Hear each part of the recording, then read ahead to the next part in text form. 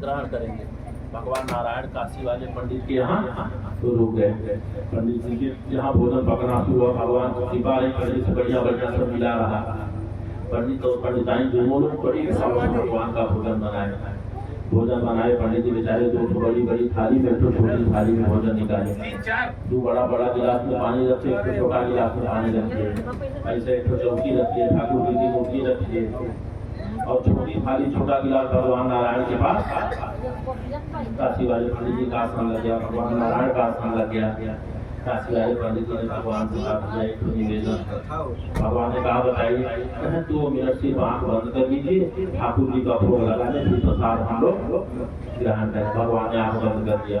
काशी वाले पंडित जी आंख बंद कर दिए और मंत्रोच्चारण करने लगी। ओम मंगार्पण संब्राह्मणाः देवीवत्सतं वयशोमं प्रजापतिः यदि सत्यमेन्द्रिय दीपान को सूत्र मंत्र इंद्र इंद्रिय बिना भयो मधु। ये भगवान हमारे यहाँ कुछ खा नहीं, जो हमने मांगा हो आप ही स्वरूप बदल के हमको अन्न के रूप में दिए हैं। हमारे पास बनाने के लिए कोई योग्यता नहीं, कोई पात्रता नहीं। भोजन बस पका है, आपने बता के पकवाया है। हे भगवान, पकने के बाद भी हमारे पूरे भोजन में कोई स्वाद नहीं। बस आप अपनी जीवा से स्पर्श कर देंगे, हमारा भोजन भोग लगा देंगे, तो सब दूध दही घी मधु फल जल सबका स्वाद हमारी भोजन में हमको बड़े भाव से ठाकुर जी का भोग लगाया। पंडित जी ने आचमन कराया। भगवान कहे भगवान जल ग्रहण करने के लिए, भगवान मुक्त होने के लिए ठाकुर जी को लेके गए, जहाँ रखते वहाँ रख दिए। प्रसाद निकाले, थोड़ा काशी वाले पंडित जी अपने थाली में डाल दिए, थोड़ा भगवान के थाली में डाल दिए, थोड़ा जो भंडारे में भोजन रखा उसमें डाल दिए। उसके बाद भोजन प्रारंभ हो गया। काशी वाले पंडित से भगवान ने पूछा, कहा बताइए राम कि आप जब इतनी भाव से भगवान का पूजन करते हैं तो क्यों नहीं भगवान से कह देते हे ठाकुर जी हमको एक संतान दे दीजिए, हे ठाकुर जी हमारा घर बनवा दीजिए, हे ठाकुर जी हमको धन संपत्ति दे दीजिए, हे ठाकुर जी खेती बाड़ी बनवा दीजिए हमारा। तो हमको लगता है कि आप जितनी प्रेम ठाकुर जी से करते हैं, आपके ठाकुर जी से कई गुना आपसे प्रेम करते हैं। अगर आपने स्वप्न में भी ठाकुर जी से मांग लिया तो ठाकुर जी सब कुछ आपको। काशी वाले पंडित जी बेचारे सब कुछ सुन लिए, हाथ जोड़ के प्रार्थना की, करो हमको ठाकुर जी से मांगना नहीं। भगवान आवाज हो गए, मौन हो गए। कहे क्यों? कहे इसलिए प्रभु ठाकुर जी से मुंह खोल के मांग लेंगे तो ठाकुर जी के बात में हमारी जुड़ी हुई है। पूर्व जन्म कृतम पुण्यम, पूर्व जन्म कृतम पापम, अग्रे अग्रे पूर्व जन्म का पाप शेष है। जो गठरी हमारे सर पे लगी है, जिसका भोग हम भोग रहे हैं, ठाकुर जी क्या करेंगे कि हमारी गठरी उतार के रख लेंगे। और जो हमने पूजा करके उनकी सेवा करके पुण्य की गठरी उठाई है, वही पुण्य की गठरी उठा के हमारे सर पे रख देंगे। जो वही ठाकुर जी हमारे पुण्य की गठरी हमारे सर पे रखेंगे, हमारे यहाँ संतान होगी, हमारे यहाँ घर बच जाएगा, हमारे यहाँ खेती हो जाएगी बढ़िया, हमारे यहाँ धन वैभव हो जाएगा, सब संपत्तिवान हो जाएंगे भगवान की कृपा से। मगर जो ही बात पुण्य की गठरी हमारी क्षय होगी, कम होगी, बस वही ठाकुर जी की व्यवस्था है, पाप की गठरी उठाएंगे हमारे सर पे। यही सृष्टि का क्रम, हमको इसके अलावा कुछ करना वरना फिर हमारा लड़का जो है वो दुर्गुणी हो जाएगा। जब पाप की गठरी हमारे सर आएगी, हमारी संतान दुर्गुण युक्त हो जाएगी, घर बिना सेवा के टूट जाएगा, खेती करने के नाते बीत जाएगा, धन वैभव हमारा लुट जाएगा, फिर हमारी यही दीन दशा आएगी। फिर हमको भिक्षा मांगना, फिर अपने परिवार की सेवा करना, फिर वही दीन दशा हमारी प्रारंभ हो। ठाकुर जी ने कहा था कहें देखिए भगवान से कुछ मांगेंगे, ऐसे ही भगवान की सेवा करेंगे। कुछ तो भगवान जो दुख को दे रहे हैं हमारा पाप कर रहा है, कुछ भगवान की सेवा कर रहे हैं, भगवान की सेवा से पुण्य जुटेगा, हमारा पाप घटेगा। और जब भगवान के घर हमारा पुण्य जुटेगा तो जैसे आज भगवान हमको जबरदस्ती दुख दे रहे हैं, जबरदस्ती सुख दे हमको मांगना नहीं हमसे, जैसे आज हमको जबरदस्ती दुख भुगा रहे हैं, वैसे ही कर हमको सुखी जीवन प्रदान करेंगे, हम उससे मांगेंगे। काशी वाले ब्राह्मण के भाव देख के, विचार देख के भगवान बड़े प्रसन्न हुए। भगवान ने कहा शायद बात बताइए। काशी वाले पंडित जी ने कहा बताइए। अगर कोई उपाय बताओ, अब आप उसको करके घर में संचित करने, पुण्य संचित करने, सब दुख दूर हो जाए, सब सुख आपके पास हो जाता। काशी वाले पंडित जी ने कहा प्रभु देखिए हमारे सामर्थ्य में कुछ है नहीं, हमारे घर में कुछ नहीं कि कोई पूजा पाठ जब मैं करूँ। भगवान सोचे अभी कुछ नहीं करेंगे, भाग जाएंगे। भगवान ने कहा बड़ा छोटा उपाय, बड़ी सहजता से हो जाएगी। और सोचे ही हुआ। काशी वाले पंडित जी बड़ा धीरज रखे, बताइए। कहें देखिए भगवान सत्यनारायण की कथा है, जो भी अपने घर करता है वांछित सिद्धि फली भगवान सब सुख समृद्धि उसको प्राप्त हो जाती। भगवान की बात सुन के काशी वाले पंडित जी ने कहा करना क्या है? क्या कुछ नहीं करना, ब्राह्मण है, मांड बच्चे सही तो धर्म तत्पर है, विप्राय दक्षिणा तथा कथा सुखे जनी शहर। ये भाई बंधु परिवार एकत्रित हो जाए, एक ब्राह्मण बुला ले, ब्राह्मण का पूजन कर ले, गौरी गणेश कलश पूजन कर ले, पंचमी कल से उत्तम जगत जैव समन्वितम जल पूरे सरते चतुर्भुज फल समन्वितम भूत दे पुष्पमाला भी सब दुकान में परिस्थिति है छादे पत्र वस्त्र नाना वस्त्र प्रतीत रही। इतना अच्छा भगवान को सजा सके, इतना श्रृंगार भगवान का, जितना बढ़िया प्रसाद चढ़ा सके भगवान को अर्पण, जो भी संपर्क में हो जो भी भगवान को भाव हो दिया है भगवान स्वीकार कर लेंगे। बस वही सत्यनारायण भगवान के अगर कथा अपने घर हो जाती पंडित जी, हमको बड़ा भरोसा है। हमारे गांव में जितने लोग जानने वालों ने किया है, सब दुख दूर हो गया, सब संपत्ति उनके चरणों में आके पड़ी हुई है। भगवान की बात सुन के पंडित जी को थोड़ा धैर्य हुआ, कहे करना क्या है, कुछ नहीं रोली ऐसा कपूर दशा भीमों का कथी फलाई मधु जमीन लोकराती पांच सवारी दूध दही फल दूध मीठा सत्ता दिया किसी को पता पूछा गए तो भगवान की कथा। फिर पंडित जी अंदर गए, कहे प्रभु इतना सामान कहाँ से जुटाए, हमारे पास कुछ नहीं। भगवान ने कहा आपने उसमें दिए उपाय कुछ करना वरना नहीं।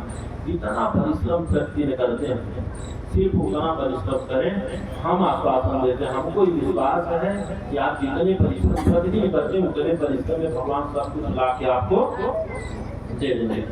काशी वाले पंडित जी ने कहा जी कथा करेगा कौन, किसी को पता भी तो नहीं। भगवान ने कहा देखिए पंडित जी, हम जिसके यहाँ खाते हैं बिना कुछ दिए जाते नहीं, जिसका खाते हैं दे के जाते हैं कुछ न कुछ। और भगवान ऐसी कृपा हमारे झोले में आती था, मिला ही नहीं सुबह से। अब आपको दे क्या, अगर भैया आप कथा सुने तो बड़ी कृपा होती, हम भी आपके कर्ज से मुक्त हो जाते हैं और हमारी बारिश से आप भी पवित्र हो जाते हैं। पंडित जी ने संकल्प ले लिया, अब सुबह सो 10 बजे तक भिक्षा मांगेंगे, 10 बजे की भिक्षा में जो सीधा मिले उसी से हमारे घर भगवान की कथा। पंडिताइन से सुबह उठ के कहे कि गाय का गोबर दूध दही फल मीठा आम के बगल केला तुलसी पूछा, ये आपके लिए आपको एकत्रित करना है। बाकी कथा की जो सामग्री हम जाएंगे और देखें। पंडित जी निकले भैया, अब पंडित जी निकले तो सोचे दूर गांव में जाए तो समय व्यतीत तो होगा। जो गांव पहले पड़ा पंडित जी ने वहीं से भिक्षा मांगना प्रारंभ कर दिया। अब जिसके दरवाजे पे जाए पंडित जी ने भी आपको उचित तो भाई परेशान रहे, कथा सुननी है, व्यवस्था करनी है, 10 बजे तक का समय दे के आए भैया, कहीं जल्दी से जा रहा है, बड़ा जरूरी काम। अब जो आदमी या औरत अपने घर से निकल के पंडित जी को देखता तो प्रतिदिन दिनचर्या में 100 ग्राम सिखा देता। उस दिन जब घर में जाए तो आधा किलो 1 किलो सीधा लेके आ जाए, पंडित जी के झोले में डाल दे। अब वो ये सोचे कि इतनी उम्र बीत गई, 45 साल की उम्र में पंडिताइन 2 लोग सीधा एक साथ मांगे। आगे आगे पंडित जी ठाकुर जी को लेके घूम रहे, पीछे पीछे पंडिताइन झोला में सीधा लेके एकत्रित करते हैं। और इतने दिन के बाद आज पंडित जी के पास ऐसा समय है कि अकेले भिक्षाटन कर रहे हैं, यानी उनकी पत्नी की तबीयत ठीक नहीं। अब जो सिखा देने वाला वो सोचे कि पंडित जी की विपत्ति में पंडित जी को हमको मदद करनी है, तो जो हमारा सामर्थ्य है पंडित जी को यथाशक्ति, तो जो 100 ग्राम वो सिखा देता था, 200 ग्राम देता था, वो आधा किलो 1 किलो सीधा पंडित जी के झोला में डाल दिया। और पंडित जी जब उसके घर से चले जाए तो क्या सोचें, इनके 100 ग्राम से ज्यादा कब होना आता। आज इनकी मति भगवान ने मारी है कि आधा किलो सीधा हमारे झोले में दिया। 10 बजे क्या 9 बजे तक पंडित जी को खूब सिखा मिल गया। सबकी बस वही भावनाएं पंडित जी विपत्ति में है, इनकी मदद करनी है, सिखा दे दिया जाए। पंडित जी बड़े प्रसन्न थे, सब भगवान की माया, वास्तव में भगवान ने हमको इतना सीधा सब दिया। पंडित जी बेच के सीधा कुछ दक्षिणा के लिए रखे, कुछ में फल फूल दूध दही खिला दिए, कुछ में रोगी रक्षा बहू दशान खरीद लिए, कुछ शाम को भोजन के लिए रखे हैं। और पहली बार हुए तो लोग भी भगवान सत्यनारायण की जब कथा काशी वाले पंडित जी अपने घर रखी। भगवान की कृपा से भैया जब भगवान ने कथा करी और भगवान ने आशीर्वाद देने वाले तो प्राप्त होने में कुछ बाकी रहे। भगवान ने कह दिया वांछित सिद्धि फलित ध्रुवम संतान धन में वृद्धि हो, संतान में वृद्धि हो, आपका वंश चले आगे, पूरी विधाय आपकी बन जाए। भगवान आशीर्वाद दे के गए। अभी 1 महीने व्यतीत हुआ, उनकी पत्नी को संतान हो गया, आ गया, आने का उन्हें संतान स्थिति हो गया। पंडिताइन की पूजी का ठिकाना नहीं, अति प्रसन्न कि बताइए वास्तव में पंडित जी ने सही कहा था कि भगवान की पूजा से सब कुछ प्राप्त होगा, जो भावनाएं करके पूजा करके मांगे तो सब कुछ प्राप्त था। पंडिताइन राम को बैठे आपस में वार्ता किए कि ऐसा है कि कथा सुनने के प्रभाव से हमारे यहाँ संतान का योग बन गया। अभी हम सोच रहे हैं कि हम लोग जो 5 लोगों का सीधा प्रतिदिन मांगते, अब 5 का सीधा नहीं मांगेंगे। 1 दोपहर तक जितना सीधा जुटे सब जुटाएंगे, सबको एकत्रित करके 5 लोगों का खाने के लिए निकाल देंगे, बाकी सीधा उठा के एक जगह रख देंगे। जब महीने में पूर्णिमा का दिन आएगा तो जितना सीधा जुटा है मोह नहीं करेंगे, सबको बेच देंगे। अब बेच के मासी व्रतम करना, हर पूर्णिमा के दिन भगवान का सत्यनारायण का व्रत हमारे यहाँ ये भैया। अब पंडित जी बड़े भाव से हर पूर्णिमा को भगवान सत्यनारायण का व्रत प्रारंभ कर दिए। बोलिए आनंद कंद भगवान की।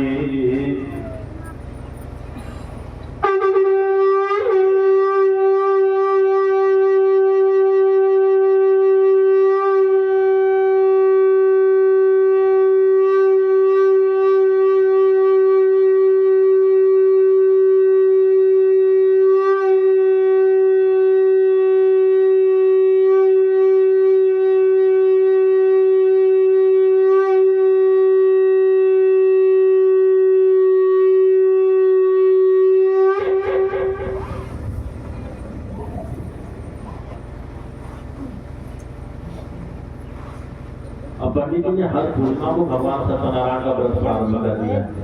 अब पंडित जी की दिनचर्या कुछ दिन जैसे हुआ, 10वीं मास पूर्ण रत्न बजाते हैं। 10वां महीना जब लगा तो उनकी पत्नी के गर्भ से एक संतान उत्पन्न हुआ।